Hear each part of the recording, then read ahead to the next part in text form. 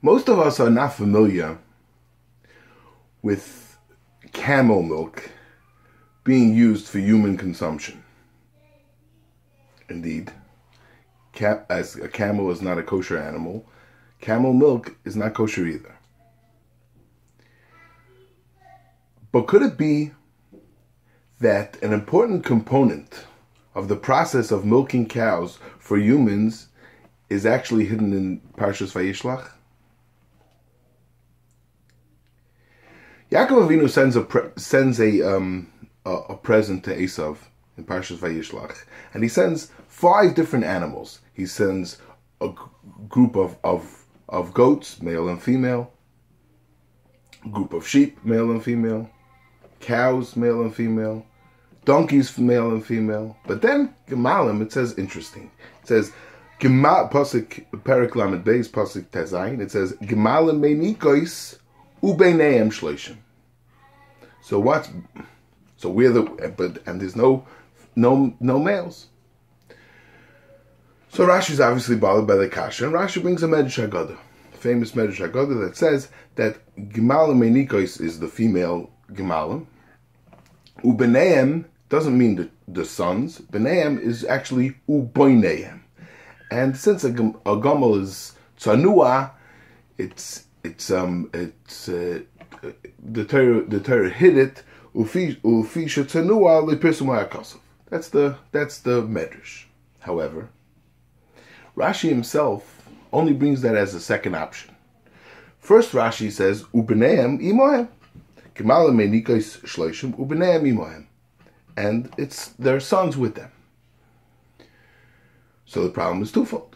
All the other animals, the 4 other types of animals that Yaakov Aveinu sent, he sent both male and female. Over here he only sent females. We are the Zcharim. And secondly, why did Yaakov Aveinu send along the B'naiim, the sons? So, as for where the Zcharim went, that we could say that once Yaakov Aveinu was sending sons, he didn't have to send Zcharim to make with the Nekevis, because these Zcharim themselves could be mated with other Nekevis, with these Gemalim Meinikos. They could there's no problem of mating an older Gamel with a younger with a young camel. So he was providing the Zecharim, he was providing the males of the Gemalim. But why was he sending along the B'nai? Why did he do it that way? So it's interesting. Camel milk is actually a very big industry today, and in the Middle Eastern countries, it was used for many years, and nowadays it's sold here commercially.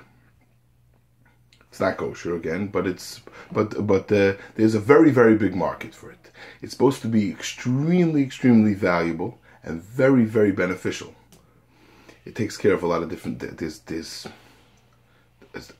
are those that say that it takes care of many different sicknesses, diabetes, autism, whole variety of different ailments that camel milk is supposed to be very beneficial. Packed with nutrients and vitamins, it's supposed to be very valuable. However, it also costs 50 times the amount of cow milk. 50 times. The average, when milk is $6, in the $60, $70 range, it's very expensive. And people do it. There's such an industry. Why is it so expensive? So besides that a camel doesn't yield as much milk as a cow, there's one aspect of camel milk which is very interesting. A camel cannot be milked for sale, cannot be milked for human consumption when its baby was weaned. In other words, by a cow, when a cow gives birth, in a dairy farm, a cow gives birth. So they take the baby and they take it away from the mother, and they wean it off of the mother's milk, and they give it some other food, some cow formula, however they feed the animal, the baby, the calf, and the mother is for a long period of time, for the next however long, the cow is being milked only for sale. All that milk gets sold. However, by a camel, it's not like that. Once you wean away its baby, this very, very precious milk, this milk that's referred to as white gold, stops coming. The mother must be suckling its baby at the same time as humans could take some milk. So maybe that's the pshat in this pasuk, and that's what Rashi means in the Kipshute. Rashi says that it's u'bnei imohem. That Yaakov Aveinu wanted to send Eisav this great present of gemalim me'nikos, gemalim that give off this milk that's so valuable, that's so nutritious. It was a very big matana. It was a great present to give a camel that's providing this very expensive milk. But it only works if it's u'bnei imohem. We'll be able to use. He only sent with b'neim, with sons that when they grow up they'll be able to be mated with the females. But it had to be gemalim me'nikos u'bneihem imohem, because otherwise, without the b'neim imohem, these gemalim would not be providing any milk. They would go dry.